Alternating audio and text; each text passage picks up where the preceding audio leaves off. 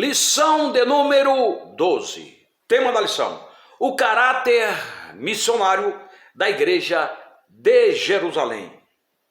O caráter missionário da Igreja de Jerusalém. O texto áureo se encontra em Atos dos Apóstolos, capítulo de número 11, versículo 20. Abre aspas. E havia entre eles alguns varões de Chipre e de Cirene, os quais, entrando em Antioquia, falaram aos gregos, anunciando o Senhor Jesus. Fecha aspas. A leitura bíblica em classe se encontra no capítulo de número 11 de Atos dos Apóstolos, versículo 19 ao 30. Vamos, portanto, à introdução e comentário desta lição. Como o Evangelho alcançou Antioquia, uma importante cidade da Síria dentro do Império Romano.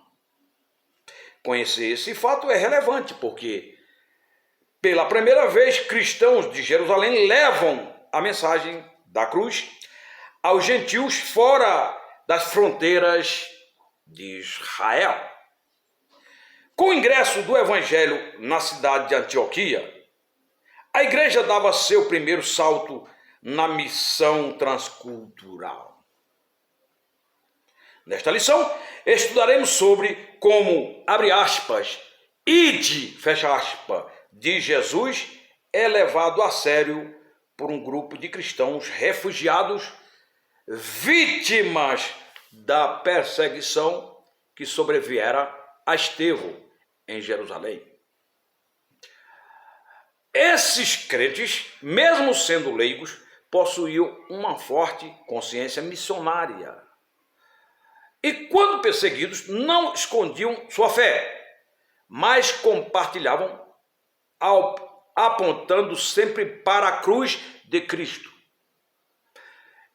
Esse é um belo exemplo de fé cristã que deve não somente nos inspirar, mas, sobretudo, nos levar a agir como eles. Jesus deu uma ordem: ide por todo mundo, pregai o evangelho a toda criatura. Quem crê e for batizado será salvo, porém quem não crê, condenado. O Senhor Jesus ainda declarou que a condenação está baseada no seguinte fato: no fato da luz ter vindo ao mundo e os homens terem dado preferência às trevas, por terem amado mais as trevas do que a luz. A luz é Jesus Cristo, de acordo com João 8, versículo 12, disse Jesus: eu sou a luz do mundo, quem me segue não andará em trevas, ao contrário, terá a luz da vida. Luz é uma palavra para sabedoria. Luz é uma palavra, é uma metáfora para vida. E se tratando da luz de Deus, que é Ele mesmo, vida em abundância, diria Jesus em João, capítulo de número 10, versículo 9 e 10. Eu sou a porta, que entrar por mim será salvo. Entrará, sairá e achará pastagem. Porque o ladrão não vem, senão para roubar, matar e destruir. Eu vim para que tenham vida e a tenham em abundância. Portanto, Jesus, Ele é esta luz, é esta sabedoria, é esta vida abundante. E nós precisamos continuar pregando. Obviamente, nem todo mundo vai aceitar esta mensagem. Como naqueles dias, nem todo mundo recebeu a palavra e absorveu o evangelho, especialmente a maioria dos judeus. Mas não importa. Importa que continuemos a anunciar, obedecendo a ordem do grande rei Jesus Cristo. O ide, Jesus ainda disse, portanto, ide, ensinando todas as nações, tudo aquilo que eu vos tenho ordenado, batizando-as em nome do Pai, do Filho e do Espírito Santo. E eis que eu estou convosco todos os dias, até a consumação dos séculos. O que nos chama a atenção nesta introdução é pessoas leigas, pessoas sem maior potencial de cultura, pessoas de nível pequeno de intelectualidade, estava pregando.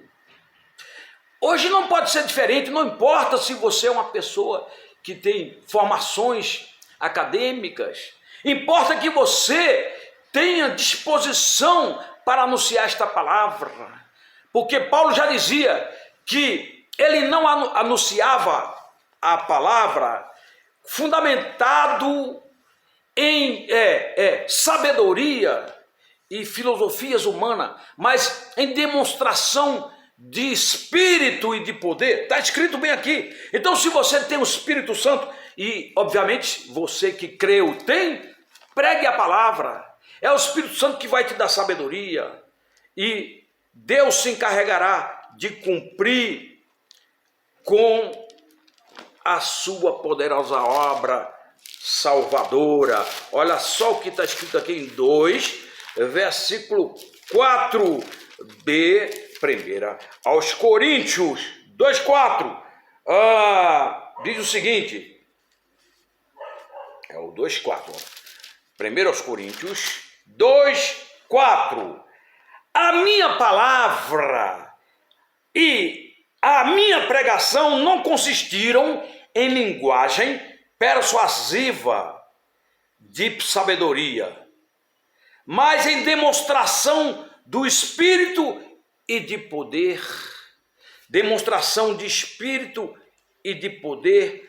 Ainda aqui, de acordo com o versículo 4, versículo 20, nós temos o seguinte registro, 1 Coríntios 4:20, porque o reino de Deus consiste não em palavra, mas em poder.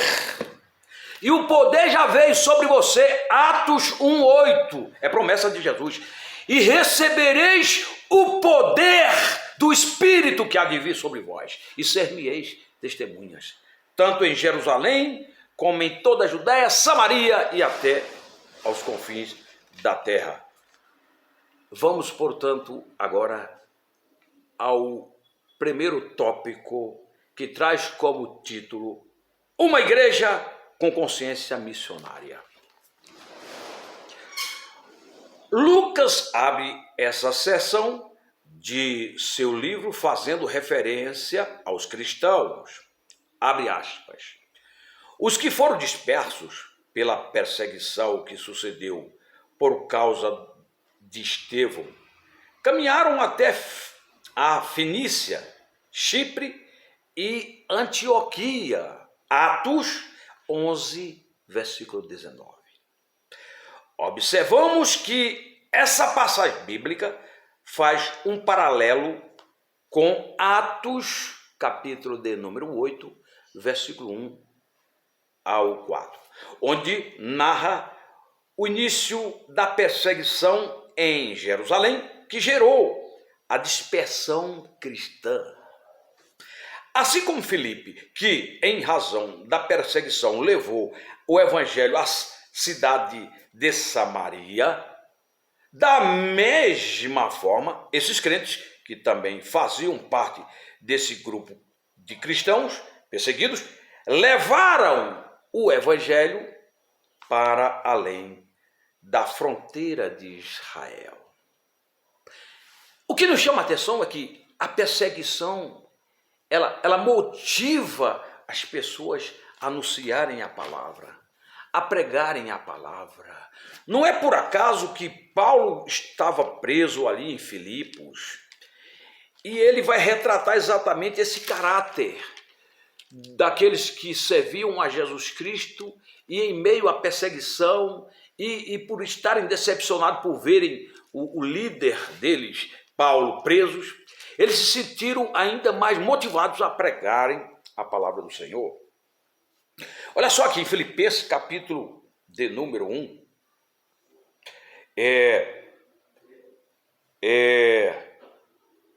a partir do versículo 12, Filipenses 1:12, muito interessante isso aqui. Quero ainda, irmãos, certificar-vos de que as coisas que me aconteceram têm antes contribuído para o progresso do Evangelho. Olha só. De maneira que as minhas cadeias em Cristo se tornaram conhecidas de toda a guarda pretoriana e de todos os demais. A maioria dos irmãos, preste atenção, estimulados no Senhor por minhas algemas, ousam falar com mais desassombro a palavra de Deus. Quanto mais perseguição, e Deus sabe disso, quanto mais perseguição, quanto mais ameaças, quanto mais humilhação, mais o povo se sente motivado a continuar fazendo a obra de Deus, a continuar orando, a continuar meditando na palavra, aprendendo da palavra e propagando esta palavra. Trata-se de um princípio. Foi assim que aconteceu em Jerusalém. A perseguição se abateu sobre toda a igreja e a congregação se sentiu motivada a continuar anunciando e saiu anunciando por toda parte a Jesus Cristo, o Senhor, anunciando o Evangelho, poder de Deus para a salvação de todo o que crê. É assim que funciona. Vamos aqui a um subtópico que diz o seguinte: cristãos dispersos, mas conscientes de sua missão. Não importa se você está sendo disperso por amor à palavra, por amor a Jesus Cristo, está sendo perseguido, está sendo afrontado, humilhado, ameaçado, continue anunciando Jesus Cristo, porque a vida aqui tem prazo de validade e a eternidade é uma realidade, com Deus ou sem Deus. Obviamente, você que é de Deus vai poder usufruir de uma eternidade de gozo e paz, desfrutando de uma vida para sempre na presença de Jesus Cristo de Nazaré, porque esta é a promessa de Deus e esta é a sublime vocação de cada um de nós que cremos. Esses cristãos dispersos, após fugirem de uma perseguição feroz, não esconderam a sua fé. Assuma a sua fé. Não seja covarde. A Bíblia diz que aquele que negar Jesus, o próprio Jesus foi quem declarou: aquele que me negar diante dos homens, eu o negarei diante do Pai que está nos céus. Nós temos que assumir a nossa fé. Onde chegavam, anunciavam a palavra de Deus. Atos 11, 19 e 20. Olha só, Atos 11, 19 e 20 fala assim, ó: e os que foram dispersos pela perseguição que sucedeu por causa de Estevão, caminharam até a Fenícia, Chipre e Antioquia, não anunciando a ninguém a palavra, senão somente aos judeus. Agora vem no versículo 20. E havia entre eles alguns varões de Chipre e de Cirene, os quais, entrando em Antioquia, falaram aos gregos, anunciando o Senhor Jesus. Muito bem, então saíram pregando para judeus e para gregos, estavam em conexão com Romanos 1, versículo 16, diria Paulo: eu não me vergonho do Evangelho, porque é o poder de Deus para a salvação de todo o que crê, tanto judeu como grego. Eles levavam à risca esse princípio, né? Esse conceito, né? Da importância de se crer no Evangelho, que é o poder de Deus para salvar a todos. Muito bem. Continuando aqui, foi assim que eles deram testemunho do Evangelho na Fenícia, Chipre e Antioquia. O que vemos são cristãos conscientes da missão de testemunhar de sua fé onde quer que estivessem. Eles haviam sido comissionados por isso. Receberam uma ordem de Deus, foram comissionados a isto, estavam respondendo à ordem do grande rei Jesus. Somente cristãos participantes de uma igreja consciente de sua tarefa missionária age dessa forma. Só o cristão que é consciente da importância de fazer missão. E a maior tarefa da igreja é esta, é pregar a palavra. Onde eu chego, eu prego. Eu estive agora ali na oficina, alguns minutos atrás, fui arrumar os pneus e ali já não perdi tempo, já comecei a falar de Jesus, já comecei a pregar Jesus, já comecei a falar desta palavra maravilhosa. E ali os jovens que estavam ouvindo ficaram maravilhados, e eu comecei a falar a respeito da obra redentora de Jesus Cristo. Eu não perco tempo, sempre que eu tenho oportunidade eu prego. E isso eu faço há 35 anos. E o maior beneficiado em tudo isso sou eu, porque a Bíblia fala que é dando que se recebe. E nós devemos fazer isso porque recebemos de graça. Eu recebi tudo isso que eu tenho, que eu sou, eu tenho a palavra na verdade. O que eu sou de Deus. Tudo que eu recebi gratuitamente, eu devo passar gratuitamente também para aqueles que precisam de receber. Muito bem. Na sequência aqui temos aqui outro tópico, ou melhor, outro subtópico, onde diz o seguinte: cristãos leigos, mas capacitados pelo Espírito de Deus. Lucas destaca que dentre esses cristãos havia alguns que levaram o evangelho para Antioquia, capital da Síria, né? Uma cidade cosmopolita e uma das 3 cidades mais importantes do Império Romano. Se encontra aqui no 11, no versículo 20. Era uma das cidades mais importantes do Império Romano, não é? Antioquia. Importante frisar aqui que Antioquia, segundo as informações, ficava numa distância de cerca de um pouco mais de 400 quilômetros de Jerusalém. E, no entanto, os irmãos saíram, não sabemos se a cavalo, a pé, de carruagem. O certo é que chegaram lá na Antioquia. Olha a dificuldade que houve. 400 quilômetros seria, por exemplo, o equivalente a daqui de Brasília a Goiânia são 200 quilômetros. De ida e volta, total 400 quilômetros. É bastante distante. Então, Antioquia era uma cidade que, segundo a arqueologia e a história, tinha cerca de quase 500 mil habitantes. Eu moro aqui na Ceilândia. Aqui na Ceilândia tem aproximadamente isso, né? Incluindo alguns setores que formam a Ceilândia aqui no Distrito Federal. Então, é uma cidade enorme de 500 mil habitantes. É muita gente, 500 mil de habitantes. Muito bem. E aquela cidade foi impactada com o poder do Evangelho de Jesus Cristo através de pessoas simples. Então, aproveita o milagre da tecnologia através das redes sociais e prega Jesus, prega o Evangelho, fala do amor de Deus. A Bíblia diz que aquele que sai andando e chorando, às vezes você paga um preço para fazer a obra, né? Levando, diria o salmista, levando a preciosa semente, a semente é a palavra, voltará com alegria, trazendo consigo seus molhos. Deus vai continuar te recompensando com gozo na alma, com mais sabedoria, com uma fé mais inabalável, bíblica, evangélica. Isso não tem preço. Muito bem. Agora vamos dando sequência aqui, onde diz o seguinte: o texto deixa claro que foram esses cristãos comuns os fundadores da igreja na Antioquia. Uma das mais relevantes e importantes cidades no Novo Testamento. Está lá em Atos 13, versículo 1 ao 4.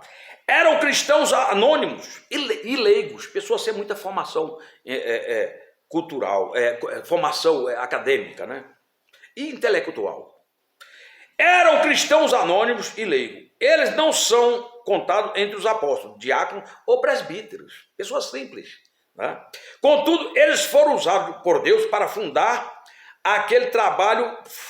Foram bem-sucedidos, porque a mão do Senhor era com eles. Atos 11, 21. É importante ler essa referência, onde fala o seguinte, Atos 11, 21. Olha só. E a mão do Senhor era com eles, e grande número creu e se converteu ao Senhor. Quando a mão de Deus é conosco, as pessoas vão crer. Vão crer em Deus, na palavra de Deus, e não no homem, e não na religião. Certa feita, disse Jesus, está registrado lá em João 7, a partir do 38. Jesus, certa feita, disse o seguinte: quem crê em mim, segundo a Escritura, rios de água viva correrão no seu interior. E ele falava isto a respeito do Espírito Santo, que haveria de ser dado, porque até então Jesus não tivera sido morto, ressuscitado com o corpo glorificado. Né? Só depois que Jesus foi morto, ressuscitou dos mortos, com o corpo glorificado, foi assunto ao céu, é que ele enviou o Espírito Santo. E agora você tem o Espírito Santo. Pode pregar com ousadia, com simplicidade, com sabedoria. E Deus vai se encarregar de salvar as pessoas ao Senhor Jesus. Converter as pessoas ao Senhor Jesus e não a uma religião, e não a uma denominação. Tem gente que é convertida a uma religião, a uma denominação, e fala, eu nasci nessa denominação e vou morrer nessa denominação. Pois é, quem tem Jesus não nasceu numa denominação. Quem tem Jesus nasceu gerado pelo Espírito Santo e não vai morrer, porque Jesus, quando ressuscitou Lázaro, ele fez uma declaração dizendo, todo o que vive e crê em mim nunca morrerá. Crê tu isto? Ele fez a pergunta. Então, quem tem Jesus, Jesus não morre. Filipenses 1:21, viver é Cristo, morrer é lucro. Quem tem Jesus, ao partir desta vida, é promovido a uma eternidade de gozo, de justiça e paz. Essa é aqui a verdade bíblica. Muito bem. Continuando aqui, onde fala o seguinte, foi assim que eles deram testemunho do evangelho na Fenícia, Chipre e Antioquia. O que vemos são cristãos conscientes da missão de testemunhar de sua fé onde quer que estivessem. Eles haviam sido comissionados, por isso Mateus 28:19 e Atos 1:8, né, somente os cristãos participantes de uma igreja consciente de sua tarefa missionária agem desta forma. Eu inclusive já tinha lido essa passagem, voltei de novo, que eu já estou aqui bem mais à frente, mas não tem importância. O importante é continuar falando e descrevendo aqui esse comentário maravilhoso desta lição que traz como tema o caráter missionário da igreja de Jerusalém. Para ganharmos tempo, vamos aqui então ao segundo tópico. Vamos ao segundo tópico, onde fala o seguinte, uma igreja com visão transcultural. Muito bem.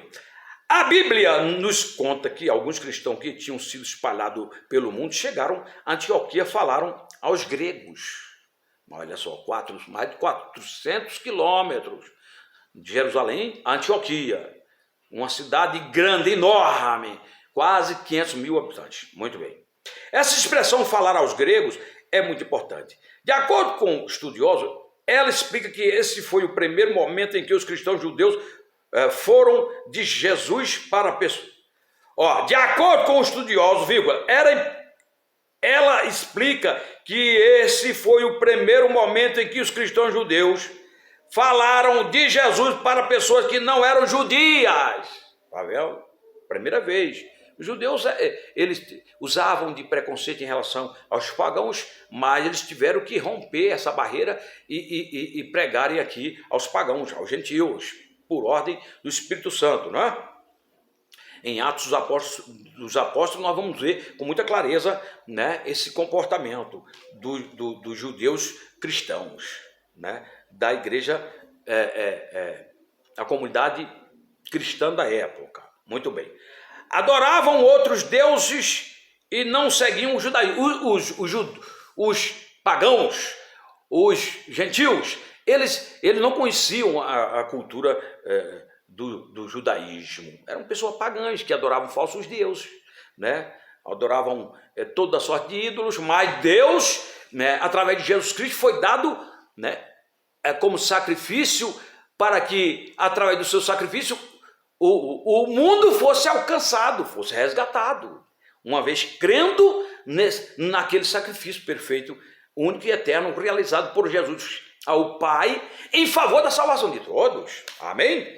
Muito bem, isso mostra que a igreja começou a levar a mensagem de Jesus para além das fronteiras palestinas, né?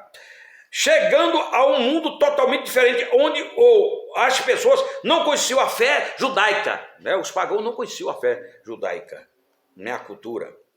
Ou seja, não eram judeus que falavam grego pregando para outros judeus da mesma cultura, mas cristãos judeus que falavam grego, levando o evangelho a pessoas que não tinham nenhuma ligação com o judaísmo, né? Sabemos que o grego era uma espécie de língua universal, como é hoje praticamente o inglês. Naquela época era o grego. E não foi por acaso que Deus permitiu que assim fosse, porque havia uma estratégia divina de alcançar o mundo até então que falava grego, o mundo todo civilizado naquela época. Praticamente o mundo todo falava grego. E aí Deus permitiu que assim fosse através da acessão, através da ascensão do Império Romano, que preparou, através daquele império, as estradas no mundo da época, preparou, né, os acessos, né, para que as pessoas pudessem transitar. E assim, quando Jesus vem, né, Jesus possibilita que a igreja alcance o mundo de até então, né? O mundo habitado da época, né?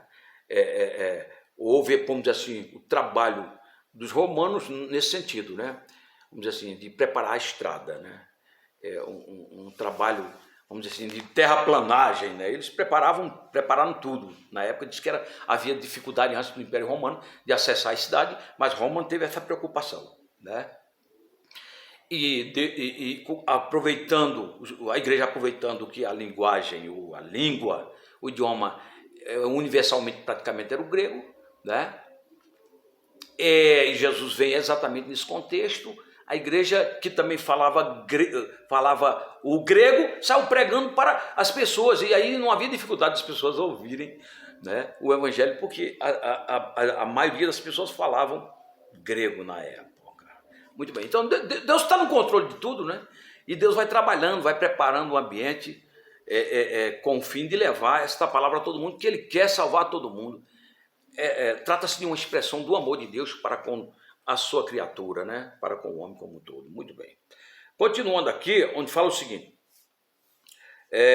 desta forma que Jesus havia ordenado a pregar o evangelho a toda criatura, começou a se cumprir, né?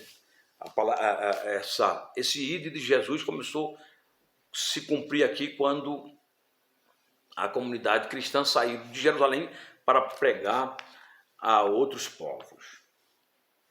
Aí vamos aqui a um subtópico que traz um título: contextualizando a mensagem. Muito bem. Podemos ver aqui um exemplo como os primeiros cristãos adaptavam a mensagem ao contexto em que estavam. Lucas, que foi o escritor de Atos dos Apóstolos, bem como do evangelho que leva o seu nome. Lucas, que era o doutor Lucas, era um médico ele. Lucas nos conta que eles anunciavam o evangelho do Senhor Jesus. É importante considerarmos esse princípio. Nós temos que anunciar o evangelho do Senhor Jesus. Tem gente que quer pregar um outro evangelho, ou pregar a si mesmo, e não vai produzir efeito. É o evangelho de Jesus que produz efeito. Romanos 10:17, de sorte que a fé vem pelo ouvir, e o ouvir da palavra de Cristo, isto é, ouvir o evangelho. Então nós temos que pregar o evangelho de Jesus. Era assim que a igreja fazia. Aqueles irmãos, ainda que simples, humildes, sem muita cultura, mas eles tinham consciência, a consciência gerada pelo Espírito Santo, que eles tinham que pregar era Jesus. Vai lembrar, inclusive, daquele cego, né? Que Jesus deu vista a ele, um cego de nascença, e ele foi sendo questionado pelos religiosos na época. As pessoas começavam a importunar ele, procurando saber quem tinha feito aquilo, e ele persistia em dizer: foi um homem chamado Jesus, etc. Mas as pessoas não se conformavam, mas ele insistia na resposta. Foram perguntar aos pais dele se de fato ele tinha sido curado e tinha tido a sua vista restaurada através deste homem chamado Jesus, e os pais dele disseram: olha, ele é de maior, ele pode responder por si mesmo. E depois de tanto aborrecimento, o povo chamando, importunando e questionando aquele cego, porque o povo sabia que ele era um cego de nascença, tratava-se de um grande milagre. Aí o cego chegou uma hora que calou a boca de todo mundo quando ele fez a seguinte declaração: eu só sei de uma coisa, que eu era cego e hoje estou vendo. É assim que nós temos que fazer. Você não conhece muito a palavra, você não tem assim maior instrução acadêmica, teológica, Talvez seja o seu caso. Mas se você tem consciência de onde você saiu, quem você era, e hoje você está enxergando, espiritualmente falando, você tem que testemunhar. Você tem que falar, olha, eu era assim, assado, mas Deus fez uma obra na minha vida. E continua trabalhando, porque disse Jesus, meu pai trabalha até agora e eu também. A Bíblia fala, lá em 2 Coríntios 4:4, que o Deus deste século, Deus com D minúsculo, é uma referência ao diabo, cegou o entendimento dos incrédulos, para que lhes não resplandeça a luz do Evangelho de Cristo, o qual é a imagem de Deus. Mas, quando você chega em 24 de Lucas, do Evangelho conforme Lucas, 24:45, o que é que acontece? Jesus abre o entendimento. Ou seja, o diabo cega, mas Jesus abre. É assim que funciona. 24:45 do Evangelho de Jesus, conforme Lucas. Então lhes abriu o entendimento para compreenderem as Escrituras. Quem abre o entendimento? Jesus. Quem cega o entendimento? O diabo. O diabo é que cega o entendimento dos homens. Ou seja, não permite que os homens creiam no Evangelho. Os homens creem em tudo. Creem em tudo que você possa imaginar. Crê no casamento homoafetivo. Crê na possibilidade da legalização do aborto. Crê na possibilidade da liberação das drogas. Crê na possibilidade do desencarceramento em massa. São a agenda dessa galera aí que está de fora, que está se opondo a Jesus Cristo, mas não crê em Jesus. Crê na sua religião, crê no seu líder religioso. Nós temos que crer no nosso líder religioso se ele estiver de acordo com a palavra. Onde é que está escrito? Hebreus 13:7. Olha só. Hebreus 13:7 fala o seguinte, olha só. Lembrai-vos dos vossos guias, os quais vos pregaram a palavra de Deus. Guias quer dizer pastores, líderes. E considerando atentamente o fim da sua vida, imitai a fé que tiveram. Nós temos que crer no líder religioso a partir da sua fé. Ou seja, a fé não é dele, a fé foi dada por Deus. Se ele está vivendo uma vida de bom testemunho, se ele está vivendo uma vida de bom caráter, de boa índole, está seguindo o exemplo de Jesus Cristo, como diria Paulo, 1 Coríntios 11:1, diria Paulo, sejam meus imitadores, como eu sou de Cristo. Se o nosso líder é imitador de Cristo, nós temos que observar e seguir a fé dele. Só isso. Agora ficar seguindo o líder, fazendo dele um ídolo, adorando ídolos, adorando esses ídolos, esses fundadores de ministérios evangélicos, seja lá qual for o tipo de ministério evangélico, não tem fundamento bíblico. É aquilo que está escrito no capítulo 10 de Atos, quando o Cornélio foi ter com Pedro. Cornélio era um homem de Deus, jejuava, buscava a Deus com reverência, ele e toda a sua casa temia a Deus, dava esmola, mas ele não conhecia o Evangelho. Quando Pedro foi levar o Evangelho para ele se prostrou diante de Pedro para adorar. Pedro falou, pode se levantar, eu sou homem como você. Então é isso, nós temos que adorar só a Deus. Nós temos que seguir o exemplo dos homens naquilo que eles estão fazendo conforme a fé bíblica e evangélica, a fé em Deus e na sua palavra. Caso contrário, estamos fora. Muito bem. Continuando aqui, a mensagem vai falar